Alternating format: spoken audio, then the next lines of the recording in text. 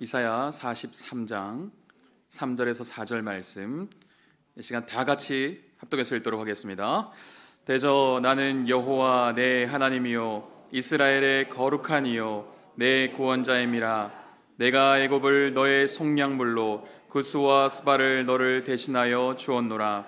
내가 내 눈에 보배롭고 존귀하며 내가 너를 사랑하였은즉 내가 내 대신 사람들을 내어주며 백성들이 내 생명을 대신하리니. 아멘. 네, 오전에도 은혜 많이 받으셨죠? 네, 목사님께서 자꾸 반응을 하십시오라고 말씀해 주셨는데요. 제가 2달간 우리 부산 성직에 있다 보니까 성도님들 마음밭이 너무 좋으시더라고요. 네, 근데 아멘을 하시는데 아멘, 아멘, 네, 속삭이듯이 하시더라고요. 다른 사람 들어도 괜찮습니다. 우리가 아멘 할 때 이 말씀이 내 삶 가운데 그대로 이루어지는 역사가 일어날 줄로 믿습니다. 우리 김현호 목사님 지난주에도 전주 집회하시고요, 금요일에도 오륜교회에서 금요 철야인도 하시고, 토요일날 아침 일찍 기차 타고 내려오셔서 위임식 설교해 주시고, 오늘 2번의 집회에 인도해 주시고, 내일부터 또 7곡과 또 다음 집회가 또 있습니다. 너무 피곤하고 힘든 일정이기도 하고요. 사실 오륜교회 부교역자 중에 위임식과 부흥회까지 이렇게 해주시는 그런 사례가 없거든요. 하나님 우리 교회 특별히 사랑해 주셔가지고 목사님 이런 일정 가운데서도 불러주셨는데, 말씀을 듣고 아멘으로 반응하며 큰 은혜 받으시길 바랍니다. 우리 목사님 나오실 때 큰 박수로 한번 보실까요? 자, 우리 하나님께 모든 영광을 올려드립니다. 자, 우리 옆 사람과 또 인사하겠습니다. 왕따가 됩시다. 안 하신 분이 계세요. 다시 한번요. 왕따가 됩시다. 자, 여기서 왕따는 왕을 따르는 사람의 약자죠. 자, 우리의 왕은 누구죠? 예수 그리스도죠. 그러니까 우리는 이 땅에서 예수 그리스도 한 분을 따르는 사람인 줄로 믿습니다. 정말 이 시대가 이제는 정말 왕따가 될 수밖에 없는 그런 시대 속에 살아가고 있습니다. 많은 사람들이 대세를 따라갑니다. 그러나 우리는 대세를 따르는 자들이 아니라 진리를 따라 살아야 할 줄로 믿습니다. 자, 또 우리 옆 사람과 한번 인사하겠습니다. 대세를 따르지 말고 진리를 따릅시다. 세상의 사람들은 대세를 따라갑니다. 그러나 하나님의 사람인 우리는 대세를 따라가고 분위기를 따라가는 것이 아니라 천만인이 따를지라도 우리는 하나님의 말씀, 진리를 따라야 할 줄로 믿습니다. 그래야 하나님이 우리를 책임져 주십니다.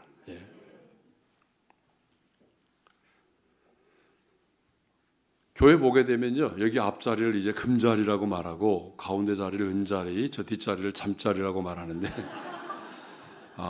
근데 여러분, 되도록이면 금자리에 앉는 게 좋아요. 근데 우리 이제 교회가 이제 짧아서 뒤에 앉아도 다 금자리가 될 줄로 믿어요. 이 설교와 졸음의 관계가 있어요. 그러니까 설교와 졸음의 상관관계가 있는데, 아인슈타인의 상대성 원리가 있습니다. 조는 사람이 있으면 설교가 빨리 끝난다. 또 도미노 법칙이라고 하는 게 있어요. 옆 사람이 졸리면 나도 졸린다. 관성의 법칙이 있어요. 한 번 졸리면 계속 졸린다. 근데 보니까 우리 가운데는 조는 사람이 오전에도 한 명도 없었거든요. 오후에도 없을 줄로 믿습니다. 자, 우리가 인생을 살다 보게 되면 이해되는 일보다도 이해되지 않는 일들이 훨씬 많은 것 같습니다. 여러분, 지금 우리가 겪고 있는 이 혼란스러운 나라의 상황도 마찬가지입니다. 참 이해가 안 됩니다. 왜 대통령은 그렇게 비상계엄을 선포했을까?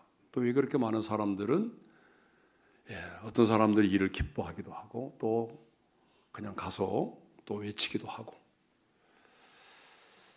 인생을 살다 보게 되면 이해되는 일보다 이해되지 않는 일이 훨씬 많은 것 같아요. 젊을 때는 잘 모르지만 살다 보면 그렇습니다.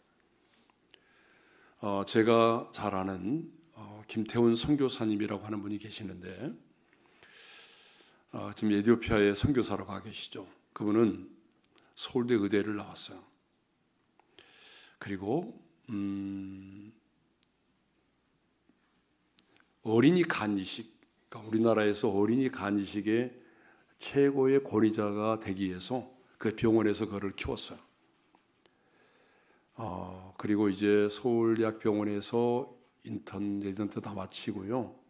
아산병원에 와서 이제 교수로 있었는데 모든 과정을 다 마치고 이제는 의사로서 모든 것을 누릴 수 있는 그런 때가 됐는데 하나님께서 말씀하셨대요. 뭐라고 말씀하시냐면 내가 원하는 곳에 네가 가줄 수 있겠니? 내가 원하는 곳에 네가 있어줄 수 있겠니?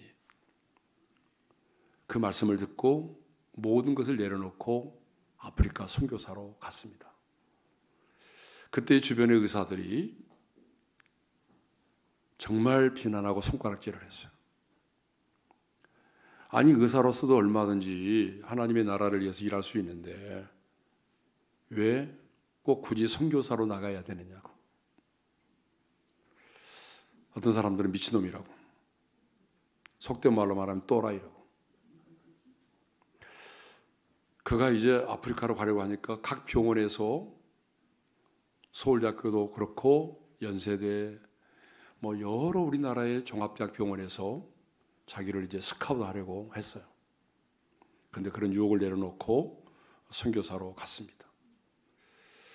나 선교사로 갔는데 가서 얼마 되지 않아서 파킨슨병에 걸렸어요. 여러분 모든 걸 내려놓고 주님을 위해 살겠노라고 선교사로 갔는데 파킨슨병에 걸렸어요. 여러분 의사는 이게 무슨 병인지 알잖아요. 지금도 그래서 점점 이제 말도 어눌해지고 걷는 것도 쉽지 않아요. 그래서 말도 제대로 할 수가 없고 이렇게 걸으면서 이렇게 한쪽 이렇게 걸어야 돼요. 네. 여러분 이해할 수 없는 일이잖아요. 주님의 말씀에 순종해서 모든 걸 내려놓고 선교사가 됐는데 파킨슨병이 왔어요. 여러분 이쯤 되면은 하나님에 대해서 막 불평하고 원망하고 그럴 수도 있잖아요. 근데 그렇지 않아요. 이제 의사로서의 사역을 감당하기는 힘들어졌어요. 그렇지만 그곳에서 그 땅의 젊은이들을 깨우면서 하나님을 예배하고 또 선교적인 사명을 감당하는 선교사로서의 삶을 행복하게 살고 있습니다.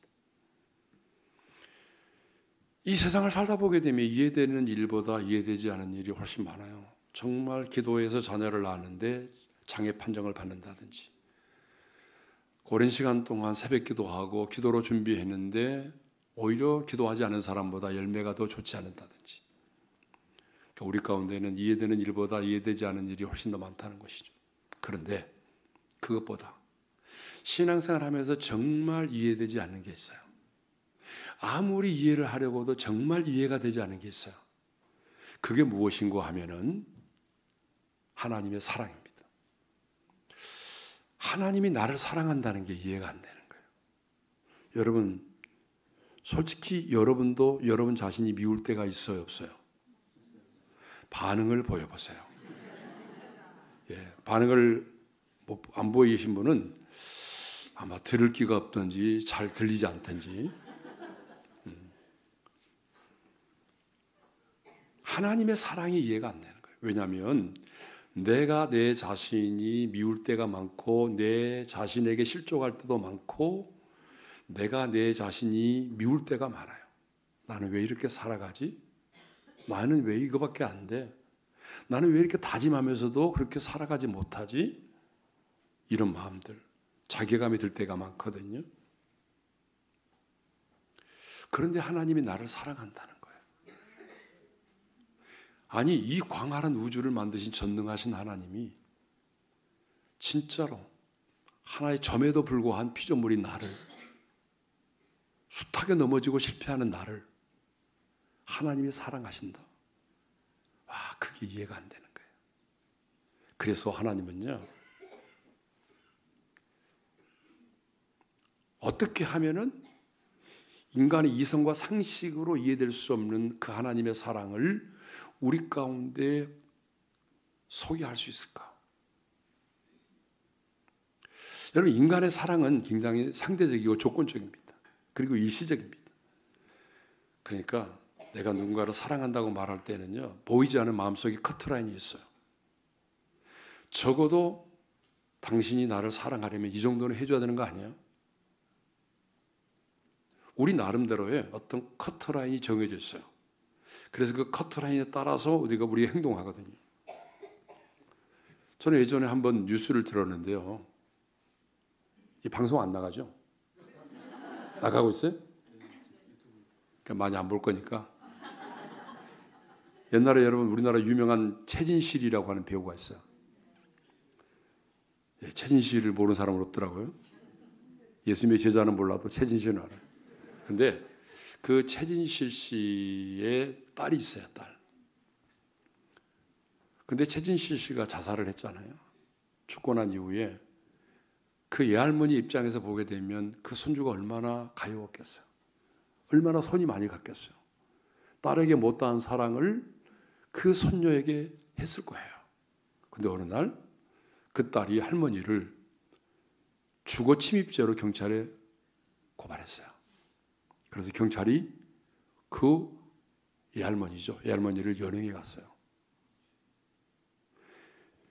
여러분, 그날의 그 집에 어떤 일이 있었는지 우리는 알지 못해요. 어떤 말이 오고 가는지 어떤 일이 있었는지는 중요하지 않아요. 중요한 게 뭐냐 그러면 인간의 사랑이라고 하는 한계가 있구나 라고 하는 거예요. 그렇게 이 할머니가 그 손녀를 아끼고 사랑하고 돌봤겠지만 그 손녀 입장에서는 왜 할머니가 우리 집에 와 있어? 주거 침입죄로 경찰에 고발했어요. 저는 그 뉴스를 보면서 그렇구나. 이제는 정말 손주의 집에도 자녀의 집에도 마음대로 들어갈 수 없는 시대. 아낌없이 사랑을 쏟아붓지만 우리 인간의 사랑은 언제나 한계가 있다는 것. 그걸 보았어요. 인간의 사랑은 영원하지 못합니다. 부부의 사랑도 영원하지 못합니다. 지금은 사랑하지만 언젠가는 우리가 또 헤어져야 될 수밖에 없죠. 그래서 우리 인간의 사랑은 유한하죠. 상대적입니다. 그런데 우리를 향한 하나님의 사랑은 어때요? 우리 하나님의 사랑은 성경이 이렇게 말하죠. 우리가 아직 죄인 됐을 때 그리스도께서 우리를 위하여 죽으심으로 하나님께서 우리에 대한 자기의 사랑을 확증하셨다. 그러니까 우리가 경건치 않을 때, 죄인 되었을 때에, 심지어는 하나님과 원수 되었을 때에 그리스도께서 우리를 위하여 죽으심으로 우리에 대한 자기의 사랑을 확증하셨다. 여러분, 이 사랑이 이해가 안 되는 거예요. 그래서 하나님은요, 인간의 이성과 상식으로 이해될 수 없는 그 하나님의 사랑이 어떤 것인가를 계속적으로 성경을 통해서 우리에게 계시를 하고 있어요. 그래서 하나님은요, 이해될 수 없는 하나님의 사랑을 우리 가운데 나타내기 위해서 한 선지자를 부르셨는데 그 선지자가 바로 호세아라는 선지자입니다. 호세아를 부르신 다음에 하나님이 이렇게 말씀하시죠. 너는 가서 음란한 여자를 맞이하여 음란한 자식들을 낳으라고 말씀하셨어요. 여러분, 음란한 여자를 아내로 맞이해서 음란한 자식을 낳으라. 오늘 기도하신 장로님 어디 가시는가? 장로님 어디 가시세요? 예. 장로님 어디 계세요? 오늘 기도하신 장로님? 장로님 묻겠습니다. 만일에 하나님이요, 이런 음란한 여자를 아내로 취해서 아내로 맞이하라고 그러면 맞이할 수 있겠어요? 아니죠. 기도는 은혜스럽게 하셨는데 아니라고 그러잖아요. 여러분, 정말 쉽지 않아요. 그럼 나한테 너는 어떠냐 이렇게 물어보면 저는 뭐라고 말할 것 같아요? 저도 아니올시다. 저도 그렇게 할 수가 없어요. 제가요, 우리 아내 여기 있지만 제가 예전에 화가 나가지고 다른 여자한테 장가를 가려고 그랬어요. 제 아내하고 2년 동안 연애를 했는데 우리 아내가 대학교 때 예수 믿었고 그리고 그 집안은 예수를 안 믿는 집안이었어요. 그러다 보니까 이 돈 없는 한 달에 20만 원 받는 전도사하고 이제 사귀니까 반대를 할 수밖에 없죠. 교회도 못 가게 하고 막 성경책도 찢어버리고 그리고 이제 내가 또 전화하면 안 바꿔주고 지금처럼 핸드폰 있으면 얼마나 좋아요. 집에다 전화하면 누군가가 바꿔줘야 되는데 막 전화하면 동생들이 막 기분 나쁘게 하고 안 바꿔주고 전화하지 말라고 그러고 그러니까 제가 열받아가지고요. 한 번은 화가 너무 났어요. 그래서 내가 너무 화가 나가지고 내가 이번엔 선이 들어오면 내가 그 여자와 하리라. 근데 선이 딱 들어왔어요. 그래서 내가 마음에 다짐을 했어요. 내가 이번에는 웬만하면 이 여자와 한다. 딱 다짐을 하고 제가 이제 선을 보러 갔습니다. 여러분 잘 모르시겠지만 청량리 가보게 되면 옛날에 맘모스 호텔이라고 있습니다. 맘모스 호텔. 부산은 잘 모르시죠? 장로님들 아시죠? 청량리 옛날에 다니신 분들은 알 텐데. 그 청량리에 맘모스 호텔 2층에 커피숍이 있는데 거기가 선을 많이 보는 곳입니다. 그날 거기로 갔어요. 근데 딱 만난 여자가 어떤 여자냐 그러면 이태리에서 유학을 하고 왔대요. 근데 너무 세련된 여자가 나온 거예요. 어느 대학에 강사를 하는데 패션 쪽에 공부를 한 사람 같아요. 근데 머리가요 아주 거의 군인 수준으로 짧아요. 저보다 더 짧은 것 같아요. 머리를 쳤어요. 그리고 가죽으로 된 미니스커트를 입었어요. 빨간 스타킹을 신었어요. 그리고 가죽 자켓을 입고 나왔어요. 그래서 내가 이 여자를 아내로 만나가지고 신방감이 교인들 다 떠나겠다.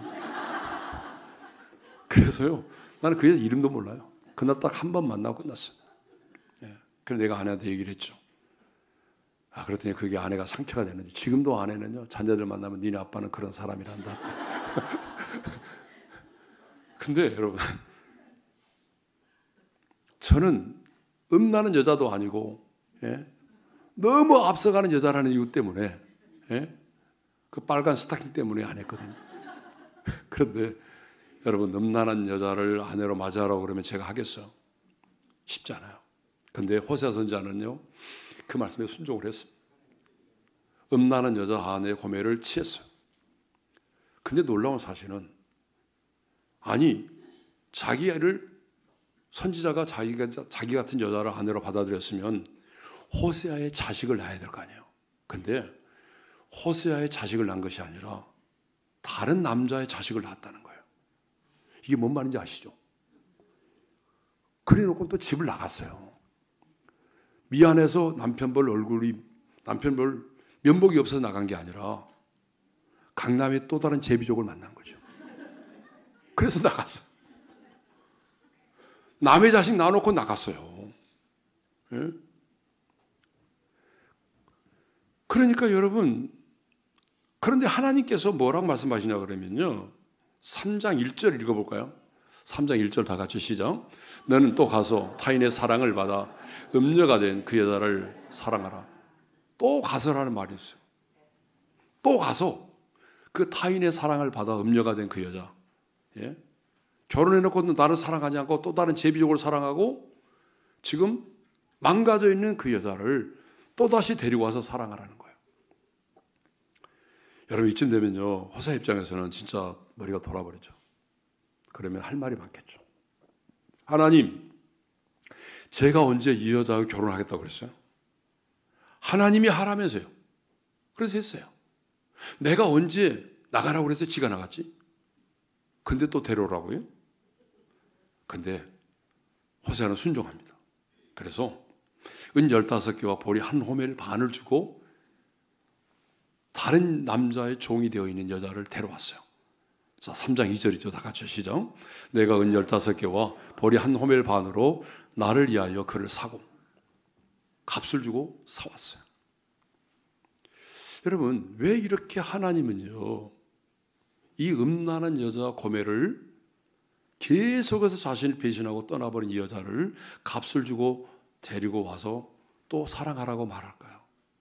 이것은 우리를 향한 하나님의 사랑을 설명하기 위해서입니다. 조건 없는 하나님의 사랑, 포기하지 않는 하나님의 사랑, 이해할 수 없는 그 하나님의 사랑이 어떤 것인가를 우리들에게 가르쳐 주기 위해서 너를 향한 내 사랑이 바로 이런 거야. 이것을 가르쳐 주시려고 하나님이 지금 호세아 선지자를 불러서 이렇게 음란한 여자 고매를 사랑하라고 말씀하신 것입니다. 그러면서 하나님은 4절에 이렇게 말씀하십니다. 읽겠습니다. 다 같이요. 네가 내 눈에 보배롭고 존귀하며 내가 너를 사랑하였은즉. 예. 하나님 뭐라고 말씀하시냐면 내 눈에 너는 보배롭고 존귀하다라고 말해요. 예. 자, 청년들을 만나보게 되면 우리 교회는 청년들이 좀 많아요. 예, 여기 청년들이 있는데 너무 감사해요. 예. 교회에 청년들이 있다는 게 너무 감사해요. 그러니까 여러분들은 이 교회의 다음 세대와 청년들이 있으면 정말 그들을 축복하고 기도해 줘야 돼요. 한국 교회에서 아마 우리 교회가 청년들이 제일 많을 거예요. 어느 정도냐 그러면요. 저희가 예전에는요. 작년에도 2,500명 등록했지만 코로나 이전에는 3,000명씩 등록했어요. 그러면 그 중에 청년들이 60%예요. 좀 기분 나쁘세요? 청년들이 60%니까 청년들이 어느 정도 많은지 알겠잖아요. 예. 근데 청년들을 만나보게 되면 이렇게 말하는 친구들이 너무 나와요. 목사님, 저는요, 솔직히 잘하는 것도 하나도 없고요, 내놓을 만한 것도 아무것도 없어요. 그렇다고 남보다 예모가 뛰어나느냐? 그것도 아니고 내놓을 만한 스펙도 없어요. 그러므로 제가 왜 살아야 하는지를 모르겠어요. 제가 그냥 싫어요. 이렇게 말하는 거예요. 이렇게 말하는 친구들이 너무나 많아요. 청년들 만나보게 되면. 근데 하나님은 뭐라고 말씀하시냐면 너는 내 눈에 보배롭고 존귀하다라고 말해요. 자, 보배롭다는 말이 무슨 말인가 하면 여기 이 말의 뜻이 뭐냐 그러면 약하라는 뜻인데 기중이 여기다 가치 있다. 내 눈에 너는 가치가 있는 존재야. 귀중한 존재야. 또 뭐라고 말씀하시죠? 존귀한 자라는 말은 카바드라는 말인데 무겁다는 말이에요. 이 무겁다라는 말이 부모를 공경하라는 말에도 상대했어요. 부모를 공경하라. 이 말은 무슨? 부모를 가볍게 여기지 마라. 무겁게 여겨라. 그 말이거든요. 그래서 공동 번역에서는 공동 번역을 찾아보니까 이 말씀을 이렇게 번역을 해놨어요. 너무 재밌어요. 한번 읽어볼까요? 다 같이 시작. 너는 눈에 넣어도 아프지 않을 나의 귀염둥이 나의 사랑이다. 자, 너는 내 눈에 보배롭고 존귀하다라고 하는 이 말씀을 공동 번역에서는 이렇게 번역을 해놨어요. 너는 눈에 넣어도 아프지 않을 나의 귀염둥이 나의 사랑이다. 여러분, 우리가 이런 표현 가끔 쓰잖아요. 누군가를 너무나 사랑할 때 쓰는 표현이에요. 내 눈에 넣어도 너를 아프지 않을 만큼. 여러분 실제로 그러잖아요. 여러분이 여러분의 자녀, 어린 자녀가 다 누워서 자고 있는 모습을 보게 되면 엄마는요 진짜 눈에도 넣어도 아프지 않을 것 같아. 너무 사랑하니까. 그렇죠? 그 손주들을 보게 되면 진짜 눈에 넣어도 아프지 않을 것 같아. 너무 사랑하니까 눈에 넣어도 아프지 않을 만큼. 그런데 하나님이 이런 표현을 쓸 거예요. 너는 내가 내 눈에 넣어도 아프지 않을 만큼 나의 사랑이고 나의 귀염둥이야. 여러분, 하나님이 우리를 얼마나 사랑하시면 눈에 넣어도 아프지 않을 정도만큼 사랑하신다라고 말씀을 하시겠어요. 그러면요, 하나님이 그 당시 이스라엘 백성들에게 이렇게 말씀하실 때에 과연 그러면 이스라엘 백성들은 하나님의 사랑을 받을 만한 그런 상황 가운데 있었느냐? 아니야. 하나님이 이렇게 말씀하실 때 이스라엘 백성들이 어떤 상태에 있었는가 하면은 선지자를 통해서 너희들은 바벨론에 의해서 멸망을 당할 것이다. 바벨론의 포로로 끌려가게 될 것이다. 성전은 불에 탈 것이다. 이 말을 들었어요. 이 말을 듣고 그들은 멘붕에 빠졌어요. 아니, 어떻게 우리가 할례받은 우리가 할례받지 않은 그들에 의해서 멸망을 당한다고, 성전이 불에 탄다고, 우리가 포로로 끌려가게 된다고? 하나님 우리 사랑하는 거야? 하나님 우리 버리시는 거 아니야? 진짜 하나님 살아계셔? 이런 생각을 하고 있을 때였어요. 그때의 하나님은 너는 내 눈에 보배롭고 존귀한 자라는 거예요. 무슨 말입니까? 너희가 우상을 숭배했고 너희가 범죄해서 나의 징계 가운데 있을지라도 너를 향한 내 사랑은 변함이 없다는 거예요. 이스라엘 백성들은 하나님의 징계를 받습니다. 범죄했기 때문에. 그런데 하나님의 징계 가운데 있을지라도 그래도 너는 내 눈에 보배롭고 존귀한 자라는 거예요. 예?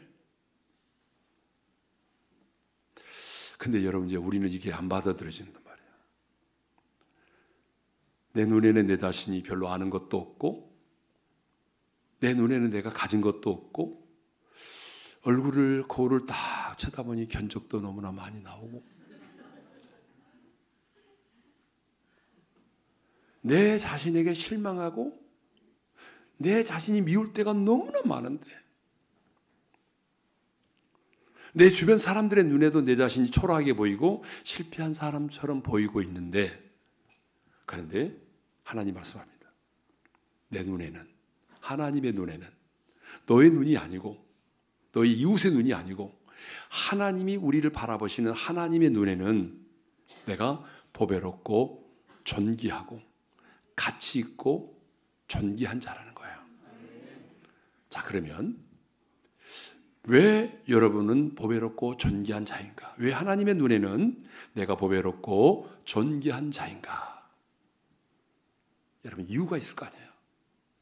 왜 하나님이 나를 향해서 너는 보배롭고 존귀한 자야 이렇게 말씀하실까? 이유가 있을 거 아니에요. 그 이유가 있어요. 첫째로, 하나님이 나를 구원하사 당신의 소유로 삼으셨기 때문입니다. 1절입니다. 다 같이 읽겠습니다. 내가 너를 구속하였고 내가 너를 지명하여 불렀나니 너는 내 것이라. 하나님이 구속했대. 하나님이 아들 예수 그리스도를 이 땅 가운데 보내시고 하나님과 원수되어 있던 나를 위해서 예수 그리스도가 십자가에서 피 흘려 죽으심으로 내 죄값을 지불하시고, 그 피값, 피는 생명이니까 당신의 생명을 주고 나를 구원하셨다는 거예요. 그래서 어떻게 하셨다? 내 소유, 하나님의 소유로 삼으셨대. 그러니까 여러분은 여러분의 것이 아니고 이제는 뭐예요? 주님이 당신의 생명을 주고 우리를 샀어요. 그래서 하나님 당신의 소유로 삼으셨어요. 그러니까 나는 내 것이 아니에요. 여러분의 목숨도 여러분의 것이 아니에요. 그래서 자살이라고 하는 게 무서운 죄가 되는 거예요. 왜? 가끔 사람들이요, 자기의 목숨을 자기 것이라고 생각해요. 여러분, 자살이 왜 큰 죄인지 아세요? 그 생명을 내 거라고 생각해요. 그런데 여러분, 여러분의 생명도 주님의 것입니다. 내 것이 아니에요. 주님 피 흘려 값주고 샀어요. 예? 여러분, 우리도 어떻습니까? 어떤 돈을 값주고 샀어요. 그러면 굉장히 귀하게 여기잖아요. 그러잖아요, 여러분. 길거리 가다가 5만 원 주고 산 거 하고, 예? 10억, 20억을 주고 산 거 하고 가치가 다르죠.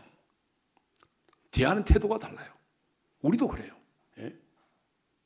근데 하나님이 당신의 생명을 주고 당신의 소유를 우리로 삼으셨기 때문에 하나님의 눈에는 우리가 뭐예요? 보배롭고 존귀한 자라는 거예요. 자, 두 번째로, 질그리신 우리 안에 보배를 가졌기 때문에 그래요. 자, 고린도후서 4장 7절의 말씀을 읽겠습니다. 시작. 우리가 이 보배를 질그릇에 가졌으니 이는 심히 큰 능력은 하나님께 있고 우리에게 있지 아니함을 알게 하렵니다. 따라서 하겠습니다. 우리가 이 보배를 질그릇에 가졌으니, 거기 뭐가 나와? 질그릇이 나오죠. 질그릇.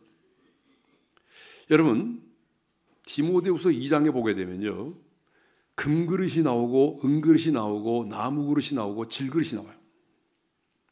그러면 물어보겠습니다. 금그릇 손 들어보세요. 나는 태어날 때부터 금그릇으로 태어났다. 금그릇 없어요? 은그릇 손 들어보세요. 나무그릇, 그러면 질그릇 손 들어. 질그릇. 안 드신 분은 뭐예요? 그러면? 반응을 보이라고 그랬죠. 자, 질그릇 손 들어보세요. 질그릇. 예. 안 드시면, 장로님 왜 안 드시죠? 기도만 하시고 왜 안 드시죠? 예? 예. 성경은 우리를 질그릇이라고 말해요. 질그릇은 어떤 그릇이냐면 흙으로 구워 만든 그릇이에요. 그래서 질그릇은 깨어지면요, 끝나는 거예요. 근데 질그릇은요, 가장 볼품없고 가치가 없고 천한 그릇이 질그릇입니다. 떨어지면 바싹 깨어져 버린 연약한 그릇이에요.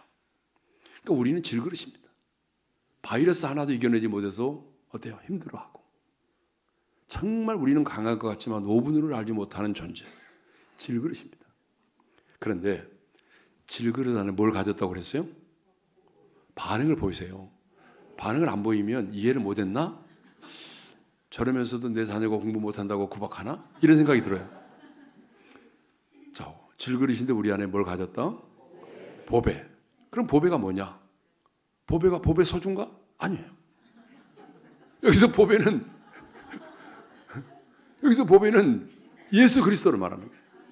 베드로전서 2장 7절에 보니까 예수 그리스도를 보배라고 말하고 있어요. 근데 여러분 여기서 이제 중요한 얘기가 나옵니다. 그릇의 가치는 그 안에 무엇을 담고 있느냐에 따라서 그릇의 가치가 결정이 된다는 거예요. 그릇이 결정하는 게 아니에요. 그릇이 결정하는 게 아닙니다. 자, 여기 이렇게 된 그릇이 있어요. 근데 금으로 만들었어요. 금으로 만들어졌으면 수십 돈이 들어갔겠죠. 이만한 그릇인데 금으로 만들어졌어요. 예, 그렇죠. 그런데 이렇게 만들어진 큰 그릇에다가 소변을 봤어요. 그럼 이게 뭐가 될까요?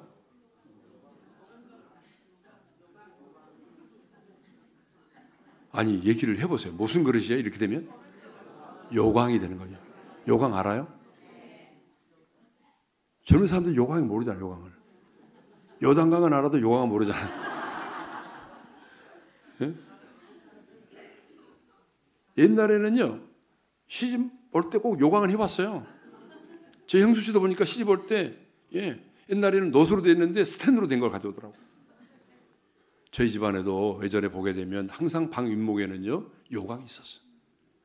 그래서 가족들이 한 4명, 5명 자는데, 한 방에 자는데, 밤에 거기서 일을 다 봐요. 그리고 신문지로 꼭 덮어놨어요. 그리고 아침 되면 어머니가 그걸 가져다가 텃밭에다 뿌렸어요. 예? 요광. 금으로도 만들어진 그릇이지만 거기다가 소변을 보면 소변이 담겨져 있으면 뭐가 되는 거예요? 요광이 되는 거예요. 자, 그러면 요 정도 그릇이에요. 요 정도 된 그릇인데 이게 또 금으로 돼 있어요. 근데 여기다가 뭐예요? 한산인가 한강인가를 피고 한산도인가? 요즘 담배를 안 피니까 모르겠네요. 그렇다고 뭐 예전에 핀 것도 아니지만 담배가 뭐가 있어요? 희망이 있나요? 한산도? 옛날에 그런 게 있었던 것 같은데. 담배 이름이 뭐예요? 모르죠? 예? 예. 여기서 담배 이름 알면 골치 아파요. 담배를 피고 난 다음에 여기다가 꽁초를 버렸어요. 그럼 뭐가 되는 거예요? 밧데리가 아니에요. 예? 예, 여기서는 이제 우리말로는 뭐 잿더리 그러잖아요. 근데 영어로는 제럴이라고 그래요. 자, 금으로 만들어져 있지만 거기에다가 무엇이 담겨져 있느냐에 따라서 그릇의 가치는 달라지는 거예요. 아무리 금으로 만들어져 있지만 꽁초를 버리면 잿더리가 되는 것이고 소변을 보게 되면 요광이 되는 거예요. 자, 여러분 중요합니다. 우리가 질그릇이에요. 근데 보배신 예수님이 내 안에 계십니다. 그러면 내 인생의 가치는 이제 무엇에서 결정되느냐면 내 안에 계신 예수 그리스도에 의해서 내 인생의 가치가 바뀌는 겁니다. 그러니까 이전에는 우리가 예수님을 영접하기 전에는요, 내 인생의 가치가 무엇이냐? 내 인생의 가치를 말할 때 우리는 이걸 가지고 따졌어요. 스펙이 뭐냐? 스카이 대학을 나왔느냐? 관악산에 있는 예스대학이냐? 아니면 그냥 서울 상대를 나왔느냐? 서울 상대는 서울에서 상당히 떨어진 대학. 비행기 타고 가는 대학. 예? 그러니까 예전에는 우리가 어느 대학을 나왔느냐, 연봉이 얼마냐, 몇 평집에 살아가느냐, 부모님이 어떠냐, 예모가 어떠냐, 이런 걸 가지고 그 사람의 인생의 가치를 말했어요. 그런데 여러분 예수 믿고 나면 그것을 가지고 내 인생의 가치를 말하는 게 아니에요. 내 안에 계신 예수 그리스도, 그분은 보배이십니다. 세상에 무엇과도 바꿀 수 없는 가장 귀한 분이세요. 그 귀한 분이 네 안에 계시기 때문에 주님은 우리를 향해서 뭐라고 부르냐 그러면 너는 내 눈에 보배롭고 존귀한 자라고 말씀하십니다. 여러분이 아니라 여러분 안에 있는 예수 그리스도, 우리 안에 계신 예수 그리스도 때문에 하나님은 우리를 바라보시면서 너는 내 눈에 보배롭고 존귀한 자라고 말씀하시는 거예요. 예? 그러니까 우리도 뭐예요? 그래, 나는 하나님의 눈에는 보배롭고 존귀한 자야. 여러분 이렇게 생각을 해야 되는 거 아닙니까? 하나님이 그렇게 말씀하셨잖아요. 내 눈에는 너는 보배롭고 존귀한 자야. 그렇다면 내가 내 눈에는 어때요? 진짜로 내가 별 볼 일 없는 그런 사람으로 보이지만 하나님의 눈으로 나를 바라보게 되면 나는 굉장히 보배롭고 존귀한 자야. 그래서 우리가 믿음 생활 할 때는요, 내 눈으로 나를 바라보는 것이 아니라 하나님의 눈으로 나를 바라봐야 돼요. 그게 신앙생활입니다. 예? 근데 내 자신이 내 자신에게 내린 평가와 하나님이 내 인생에 내린 평가가 다를 때가 많아요. 자, 내가 내 자신에 대한 평가를 낼 때는 뭐예요? 내가 내 자신에 내린 평가는 어떻습니까? 한심한 놈. 그리고 우리가 자식들에게도 뭐라고 말합니까? 내가 저런 놈의 자식을 낳고 미역국을 먹다니 한심한 놈 막 그러잖아요. 우리가 우리 자신을 향해서, 내 자녀를 향해서 내린 평가가 늘 이렇게 안 좋아요. 한심해요. 수치스럽고 아는 것도 없고 가진 것도 없고 내놓을 것도 없고. 근데 하나님의 평가는 뭐예요? 너는 내 눈에 보배롭고 존귀한 자야. 그래서 하나님이 우리를 평가하실 때는요, 우리는 이렇게 말하죠. 과거에 살아온 내 인생과 지금의 스펙과 지금의 예모를 가지고 나를 평가하지만 하나님이 우리를 평가하실 때는요, 어떻게 평가하는지 아세요? 하나님이 내게 베풀어 주신 은혜를 가지고 평가하십니다. 부르심의 소명을 따라 평가하십니다. 살아온 과거보다도 앞으로 살아갈 인생의 비전과 미래를 가지고 평가하십니다. 그래서 하나님은요, 아브라함을 평가할 때도 어떻게 말씀하셨어요? 열국의 아비가 되라. 근데 여러분, 아브라함은 처음부터 열국의 아비가 될 만한 사람이 아니었어요. 예? 어떤 사람이 자기 아내를 2번이나 누이라고 속일 만큼, 예? 그런 야비한 인간이 어디 있어요? 예? 아브라함이 그런 인간이었어요. 예? 옛날에 봉고차 조심하라 그럴 때, 예? 그런 말 있었잖아요. 봉고차 조심하라고 그랬잖아요. 사람 막 실어가고 막 그럴 때. 그보다 더한 인간이 아브라함이었어요. 그런데 아브라함은 점점 믿음이 자라서 나중에는 독자 이삭보다도 하나님을 더 사랑하는 사람이 됐죠. 미래를 보신 거예요. 베드로를 부르실 때도 마찬가지예요. 너는 사람을 낚는 어부가 되라. 아, 여러분, 베드로가 사람을 낚는 어부가 아니었어요, 처음부터. 그래서 하나님은 우리를 평가하실 때에 하나님이 우리에게 주신 은혜를 가지고 부르심의 소명을 가지고 그리고 살아온 인생보다 미래의 비전을 가지고 평가하십니다. 그게 너무 감사한 거예요. 예. 그렇다면 여러분, 이제 우리도 뭐예요? 하나님의 평가를 받아들이는 게 믿음이에요. 믿음이 뭐냐? 내 평가를 내려놓고 하나님의 평가를 받아들이는 게 믿음이거든요. 그러니까 우리가 이 세상을 살아갈 때에 그 하나님의 평가를 받아들이고 자존감을 가지고 살아야 되거든요. 꼭 김창욱 교수가 그러는데 요즘 개는요, 자신을 개라고 생각하지 않는데요. 예? 개 알죠? 개. 옛날에 욕들은 거의 개가 들어갔어요. 그래, 안 그래요? 옛날에 욕할 때 다 말하기 그렇지만 옛날에 욕할 때 보게 되면 다 개가 들어갔죠, 앞에. 개 뭐, 개, 지읒 들어가고 막, 개 또 쌍시옷 들어가고 막 그랬잖아요? 아, 그래서 안 그랬어요? 나만 그랬나? 옛날에 욕할 때 보면 다 개가 들어가지 않아서 앞에. 근데 요즘에는요, 개가요, 자신을 개라고 생각하지 않는데요. 왜? 사람들이 그렇게 개를 만들어 놨어요. 아빠 왔다. 엄마 갔다 올게. 잘 있어. 언제부터 개가 그렇게 아빠가 되고 막 자녀가 되고 난리가 났어요? 그러니까 개가요, 나는 이제 개가 아니야. 나는 사람보다 더한 사람이야. 여러분, 개도 그렇게 막 자존감이 높아가지고 그런데 하나님 형상대로 지음받은 우리 인간이 하나님께서 너는 보배롭고 존귀한 자라고 말하며 그렇습니다 주님, 나는 보배롭고 존귀한 자입니다 그래야지. 나는 개보다 못한 인간. 이렇게 살아가면 그게 믿음 있는 게 아니란 말이에요. 그건 겸손이 아니에요. 그러니까 겸손이 뭐냐? 하나님의 평가를 내가 그냥 받아들이는 거야. 그리고 하나님의 눈으로 나를 바라보는 겁니다. 그래서 여러분의 존재 가치를 알아야 우리가 당당하게 살아가는, 누가 인생을 가치 있고 존귀한 자로 살아가느냐? 여러분, 돈이 많은 사람이 아니에요. 많이 배운 사람이 아닙니다. 내 자신이 얼마나 존귀한 자인가를 하나님의 말씀의 평가대로 받아들이는 거예요. 이렇게 말해도 나가면서 나는 말이야 이렇게, 이건 아니에요. 이거는 여러분 믿음이 아니에요. 하나님의 눈으로 나를 바라보는 거예요. 하나님의 눈으로. 그러면 하나님 뭐라고 말씀하셨어요?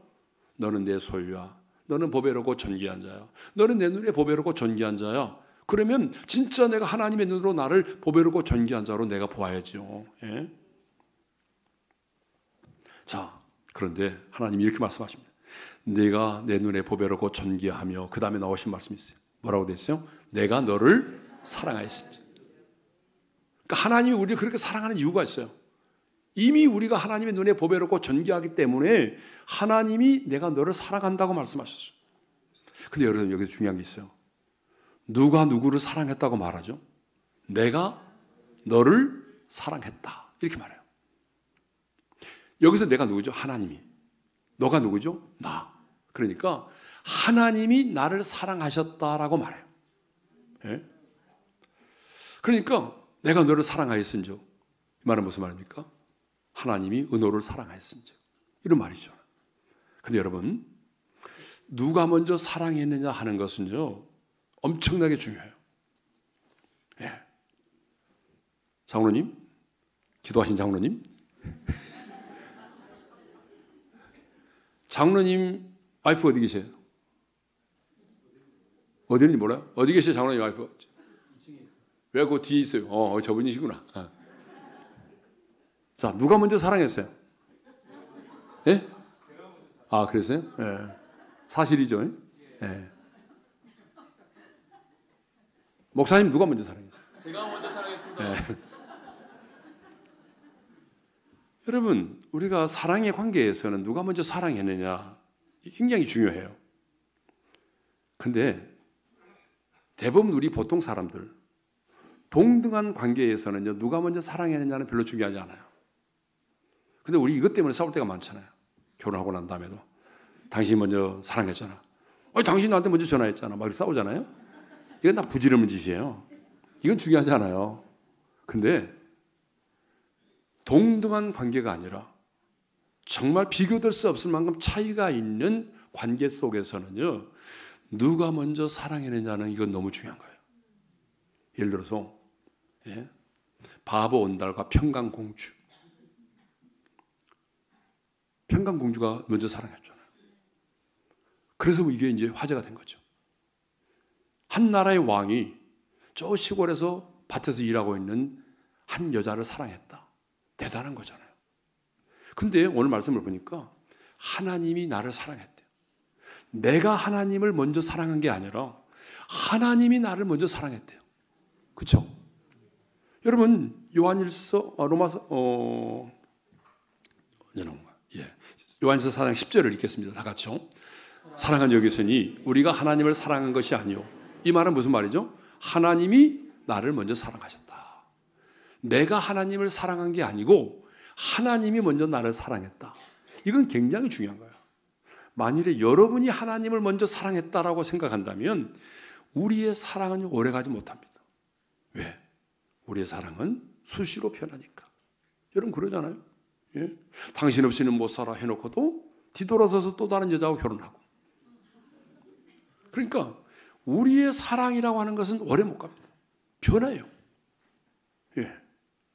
그러니까 내가 하나님을 사랑했다면 하나님과 나와의 사랑은 오래가지 못합니다. 이미 끝났어요. 이미 끝났어. 그런데 내가 하나님을 사랑한 것이 아니라 하나님이 먼저 나를 사랑하셨다는 겁니다. 그렇기 때문에 이 사랑은 변할 수가 없는 거야. 내가 정말 사랑받을 수 없을 때 하나님이 나를 사랑하셨어요. 조건 없이. 내가 원수 되었을 때, 죄인 됐을 때, 경건치 않을 때 하나님이 일방적으로 나를 사랑하셨어요. 그렇기 때문에 이 사랑은 영원한 거고 이 사랑은 끊을 수 없는 사랑이 되는 것이에요. 네? 여러분 한번 생각해 보세요.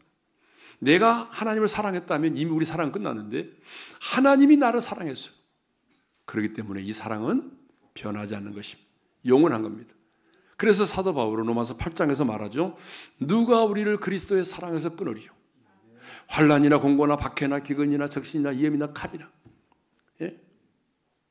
하나님의 사랑에서 끊을 수 있는 게 아무것도.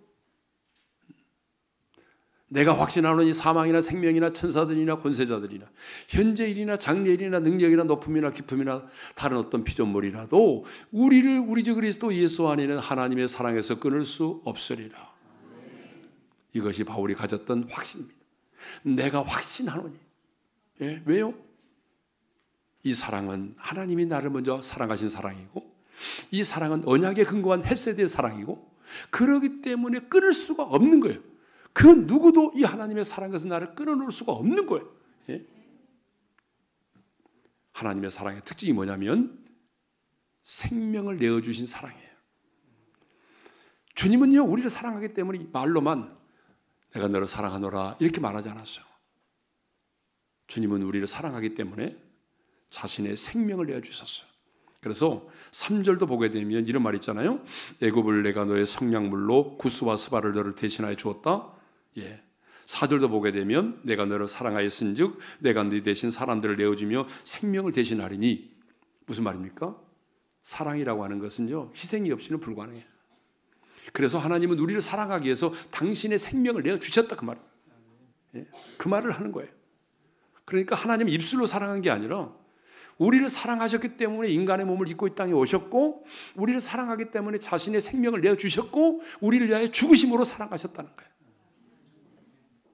그러면 우리 하나님은 왜 이렇게 당신이 우리를 사랑하셨다는 것을 구체적으로 성경에 말씀하고 계실까요? 그것은 사랑의 대상인 우리를 통해서 그 사랑을 확인받고 싶어서라는 거예요. 여러분 사랑의 관계는요 언제나 그 사랑을 확인받고 싶어요. 연인 관계에 있는 사람들은 끊임없이 묻습니다. 사랑하는 사람들은요 끊임없이 묻습니다. 자기야 나 사랑해? 그런 말 들어보신 분은 들어보세요. 나는 들어본 적이 없다. 솔직히 반응해보세요. 들어보셨죠?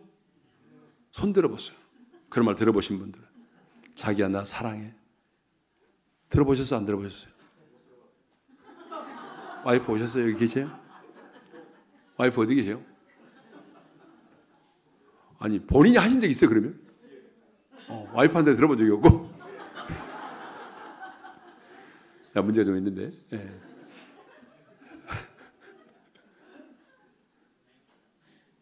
들어보셨어? 안 들어보셨어요? 그 말 들어봤죠? 들어보셨어? 안 들어보셨어요? 들어봤어요? 안 들어봤어요? 들어봤죠?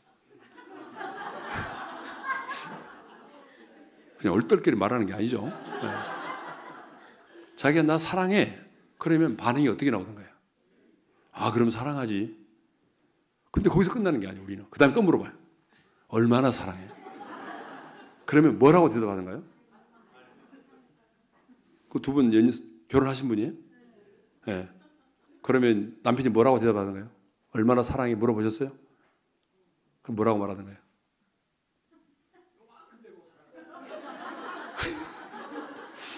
이런 역설적으로 얘기를 해버리니까 보통 이제 하늘만큼 땅만큼 사랑한다고 그러잖아요. 요만큼 빼고 사랑한다. 그런 문제가 좀 있어요. 묵상해보면. 그 요만큼 속이 얼마나 되냐, 요만큼 속이. 예? 하늘만큼 땅만큼 사랑한다고 말하잖아요. 보통 그렇게 말합니다. 대부분. 그런데 여자들이 정말 듣고 싶어 하는 말이 있대요. 이렇게 말한대요. 제가 일부러 써놨어요. 적어가라고. 띄워주세요. 내가 더 잘할게. 네가 그런 질문하게 해서 미안해. 요즘의 자매들은 그렇게 말한대요. 할 만큼 땅만큼 너무 많이 들어가지고요. 결론 시시해서. 네. 자, 엄마 아빠도 어때요? 어린 자녀들에게 사실 교육적으로는 안 맞는 말이거든요. 물어봐요. 엄마를 더 사랑해? 아빠를 더 사랑해? 물어봐요. 이건 교육적으로 안 맞는 말이에요. 그래도 또 물어봐요. 예? 그러면 아이들이 대답을 하죠. 뭐라고 말하던가요? 엄마만 있으면 엄마를 사랑한다고. 아빠 같이 있으면 엄마 아빠를 같이 사랑한다고. 할아버지 할머니들도 그래. 우리도 맨날 전화하면 물어봐요. 손주들에게. 할머니를 더 사랑해, 할아버지를 더 사랑해. 이게 말도 안 되는 건데 뭐라 말도 안 되는 건데 꼭 물어봐요 우리가. 누굴 더 사랑하느냐고. 예? 사실 그렇잖아요. 부모 입장에서 보게 되면 내가 내 자식을 이렇게 사랑하는데 정말 내 자식은 나를 얼마나 사랑할까? 묻고 싶은 거예요. 확인받고 싶은 거예요. 말도 안 되는 말이지만 사랑의 관계에 있는 사람들은요 언제나 이렇게 사랑을 확인받고 싶어요. 그래서 우리는 물어보는 거예요. 사랑하느냐고. 얼마만큼 사랑하느냐고. 사람은요 사랑을 먹고 사는 존재예요. 사랑을 받아야 행복할 수 있는 존재입니다. 아무리 120평짜리 아파트에 살아도요 사랑받지 못하면 불행한 거예요. 사람은 옥탑방에 살아도 서로 사랑하면 행복해요. 인간은 사랑을 먹고 사는 존재예요. 예? 그래서 우리는 그 물어요. 자녀들에게. 나는 내 자녀를 이렇게 사랑하는데 내 자식은 나를 얼마나 사랑할까 궁금해요. 그래서 물어요. 아내도 마찬가지야. 나는 내 남편을 이렇게 사랑하는데 정말 남편은 얼마나 나를 사랑할까? 혹시 나보다 미쓰리를 더 사랑하지 않을까? 막 이런 마음. 그래서 우리는 끊임없이 물어요. 그런데 하나님도 마찬가지입니다. 사람들은요 정말 사랑을 이렇게 묻고 확인해요. 여러분 2003년에 2월 18일에 대구에서 지하철 화재 사고가 일어났어요. 근데 그때 그 전동차에 정신지체자가 방화를 일으켜가지고 192명이 숨지고 148명이 다친 사고가 있었잖아요. 대구에서. 그때 이제 사고가 수습되고 난 이후에 그 중앙로역에다가 남편과 아내와 자식과 부모를 잃은 사람들이 그때의 사연들을 기록해 놓은 때가 있었어요. 여러분 근데 거기에 기록된 사연 중에 이런 사연이 있었습니다. 아침 딸아이를 학교 보내고 엄마는 또 다른 일로 분주했습니다. 그때 갑자기 엄마에게 전화가 걸려왔어요. 조금 전 학교 간 다음에 나간 딸아이였어요. 딸아이가 갑자기 전화해서 하는 말이 엄마 나 없이도 살 수 있어? 라고 물었어요. 그때 엄마는 장난 삼아서 엄마는 우리 딸 없어도 잘 사는데 라고 말했어요. 그러자 딸아이는 또 물었어요. 엄마 나 사랑해?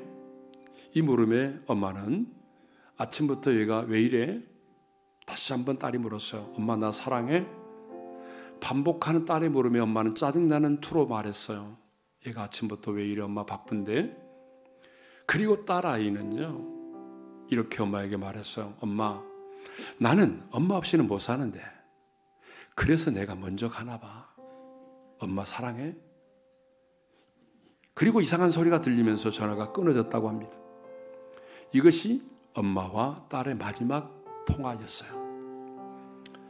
엄마는 죽어가는 딸에게 마지막 한마디 사랑한다는 말을 해주지 못했던 것에 대해서 가슴 아파하면서 이 사연을 사고 현장에 남겼다고 합니다. 성도 여러분, 딸이 죽어가면서도 듣고 싶어 했던 말이 뭐예요? 엄마 나 사랑해? 라는 말이었어요. 막 불길이 치솟고 뜨거운 연기가 자욱하고 숨을 쉴 수 없는 그 상황 속에서도 딸은 엄마 나 사랑해? 엄마의 사랑을 확인받고 싶어 했던 것입니다. 그리고 엄마를 사랑했던 그 딸은 엄마 사랑해라고 하는 말을 마지막으로 남기고 이 세상을 떠났습니다. 그렇습니다, 여러분. 죽음의 현장에서도 확인하고 싶은 것이 바로 뭐예요? 사랑입니다. 죽어가면서도 듣고 싶은 말이 뭐예요? 사랑입니다. 그래서 임종의 순간에 가장 많이 오고 가는 말이 뭐예요? 사랑입니다. 떠나는 사람도 사랑했다라고 말하죠. 아내에게, 남편에게, 자녀들에게 사랑했다는 말을 남기고 떠납니다. 떠나보내는 사람도 말하죠. 여보 사랑해. 그동안 고마웠어요. 딸도 말합니다. 아빠 사랑해요. 그동안 저를 이렇게 잘 키워줘서 너무 고마워요. 이런 말을 많이 남기죠. 자, 무슨 얘기죠? 사람은 떠나는 순간에도 이렇게 사랑을 확인받고 싶어 한다는 것입니다. 그런데 우리 하나님 역시 내가 너를 이렇게 죽도록 사랑했는데, 오늘 하나님의 자녀는 우리가 얼마나 하나님을 사랑하는지, 그런데 그 하나님은 그 사랑을 확인받고 싶어요. 그래서 하나님은 물으세요. 100세에 난 독자 이삭 아브라함이 독자 이삭 낳았을 때도 하나님이 아브라함에게 물으셨어요. 너 독자 이삭을 번제로 바칠 수 있겠니? 그래서 아브라함이 순종했어요. 그 아들을 결박해서 제단 위에 올려놓고 칼로 그 아들을 죽이려고 하는 순간에 하나님이 이렇게 말씀하셨습니다. 우리 한번 읽어볼까요? 다 같이 시작. 그 아이에게 네 손을 대지 말라. 그에게 아무 일도 하지 말라. 네가 네 아들을 내 독자까지도 내게 아끼지 아니하였으니 내가 이제야 네가 하나님을 경외하는 줄을 아노라. 이 말은 무슨 말입니까? 네가 100세에 난 독자 아들, 그 사랑하는 아들보다도 네가 나를 더 사랑하는 줄 내가 알았다. 그 말이죠. 부활하신 주님은 베드로를 찾아가서 요한의 아들 시몬아, 네가 나를 사랑하느냐라고 3번이나 물으셨어요.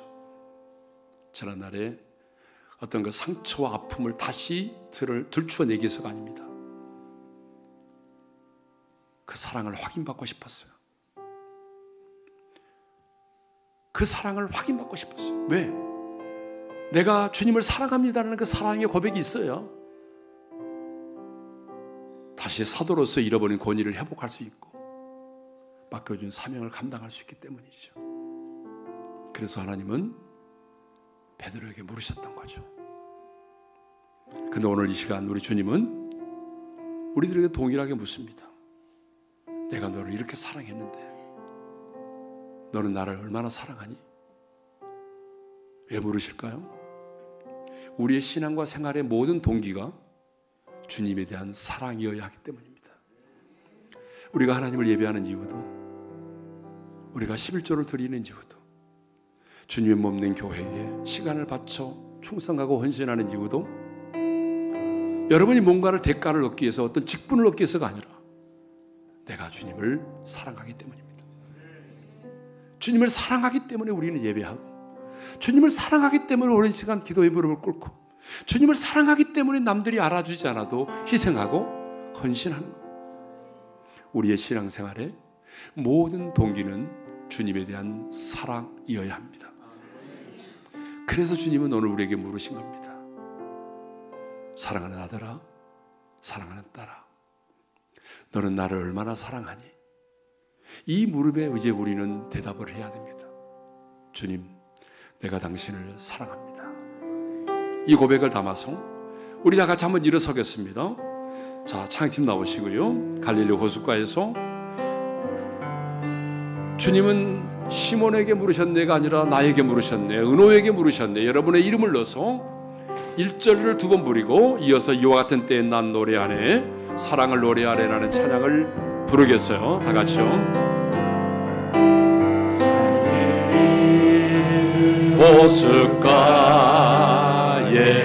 주님은 은호에게 여러분 이름을 넣어서, 주님은 은호에게 물으셨네. 여러분 이름을 넣어서 사랑하는 은호야, 사랑하는 은호야, 넌 날 사랑하느냐?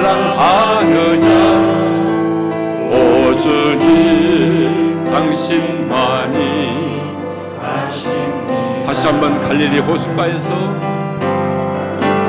갈릴리 호숫가에서 주님은 여러분 이름을 넣어서, 주님은 은호에게 물으셨네. 사랑하는 은호야, 넌 날 사랑하느냐? 오 주님, 당신만이 아심. 이와 같은 때 난 노래하네.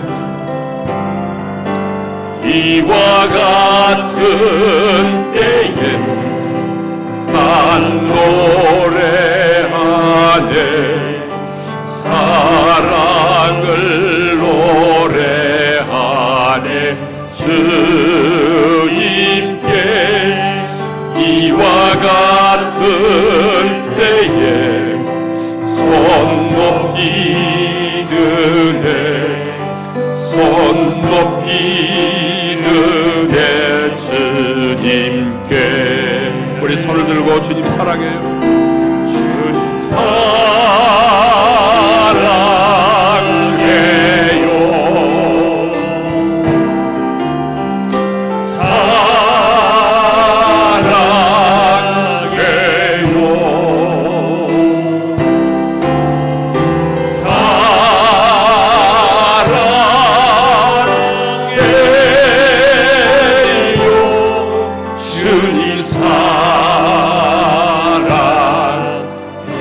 사랑해요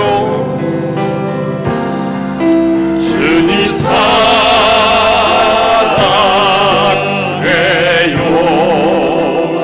사랑해요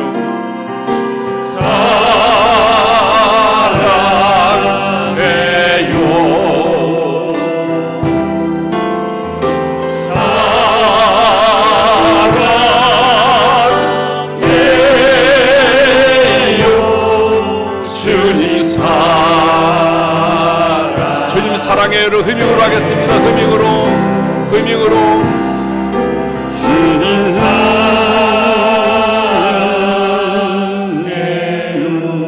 흠ing으로 하겠습니다. 흠ing으로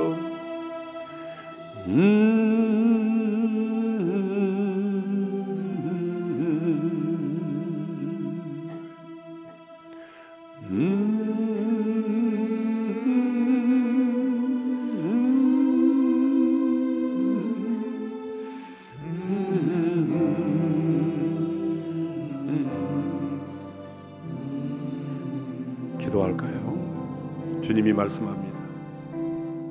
너는 내 눈에 보배롭고 존귀한 자야. 여러분, 우리가 내 자신을 바라볼 때는 참 가치가 없고 한심하고 나는 왜 이럴까? 내 자신이 미워질 때도 많지만 그런데 하나님께서는 이렇게 말씀합니다. 내가 너를 사랑한다. 내가 너를 구속하여 내 소유로 삼았고 너는 내 눈에 보배롭고 존귀한 자야. 하나님의 눈으로 나를 바라보세요. 여러분의 눈으로 여러분을 보게 되면 한심해. 나도 마찬가지예요. 그런데 여러분, 하나님의 눈으로 나를 바라보면 주님이 말씀하잖아요. 너는 내 눈에 넣어도 아프지 않을 만큼 나의 사랑이야. 나의 귀염둥이야. 이것이 우리를 향한 하나님의 사랑입니다. 이렇게 주님은 나를 사랑했기 때문에 나에게 물으시는 거야. 사랑하는 딸아, 사랑하는 아들아, 내가 너를 이렇게 사랑했는데 너는 나를 사랑하니? 사랑의 관계에 있는 사람은 사랑을 확인받고 싶어요. 그래서 주님이 물으시는 거야. 이 무릎에 여러분의 답은 뭐예요? 주님, 나도 당신을 사랑합니다. 아니, 이전보다 더 사랑하기를 원합니다.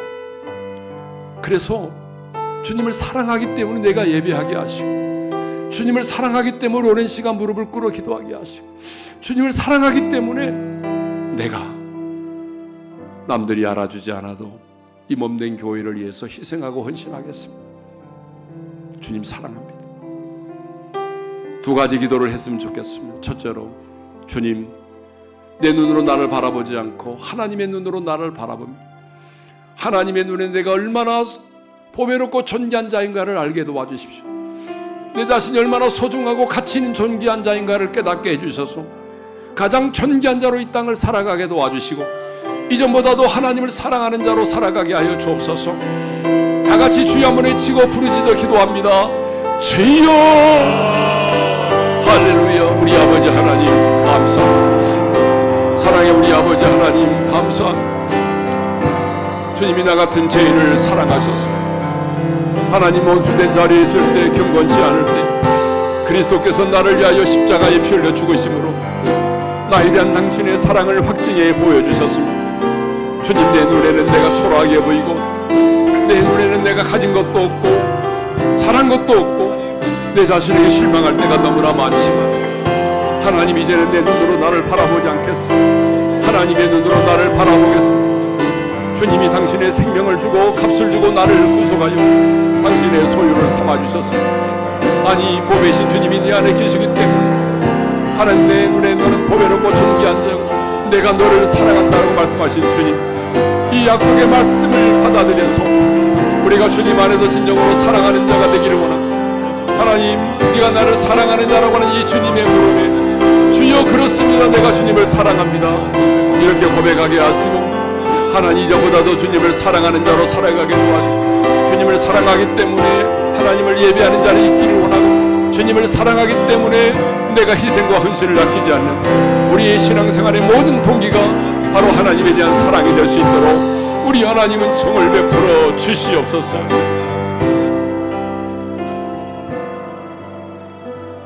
사랑의 아버지 하나님, 내 눈으로 나를 바라보게 되면 참 실망할 때가 너무나 많습니다. 나는 왜 이렇게 살아갈까? 내 자신에게 실족할 때가 많고 미워질 때도 많고 객관적으로 내가 내 자신을 봐도 내놓을 만한 것도 없고 잘한 것도 없고 가진 것도 없고 볼품도 없고 그렇습니다. 그랬던 난데 오늘 주님이 말씀하셨습니다. 아니야, 너는 보배롭고 존귀한 자야. 내가 너를 구속하였고 내 핏값으로 너를 샀잖아. 너는 질그릇이지만 보배이신 주님이 너 안에 있잖아. 그러므로 너는 내 눈에 보배롭고 존귀한 자야. 나는 너를 사랑해. 너를 너무나 사랑하기 때문에 내 눈에 넣어도 아프지 않을 만큼 내가 너를 사랑해. 하나님, 하나님이 나를 이처럼 사랑하신다는 이 사실을 믿음으로 받아들이고 이제는 가장 존귀한 자로 자존감을 가지고 살아가겠습니다. 사람들은 나를 보면서 비난하고 조롱하고 무시해도 하나님의 자존감으로 살아가겠습니다. 하나님의 자존심으로 당당하게 살아가게 해 주십시오. 그리고 네가 나를 사랑하느냐는 주님의 물음 앞에 주님, 이전보다도 주님을 사랑하겠습니다. 올 한 해 주님을 사랑하기 때문에 가장 뜨겁게 하나님을 예배하는 자리에 있기를 내가 원하고 주님을 사랑하기 때문에 남들이 알아주지 않아도 더 많은 희생과 헌신을 하고 그렇게 충성된 자로 살아가겠습니다. 주님, 나를 그렇게 살아갈 수 있도록 도와주십시오. 예수님의 이름으로 기도합니다.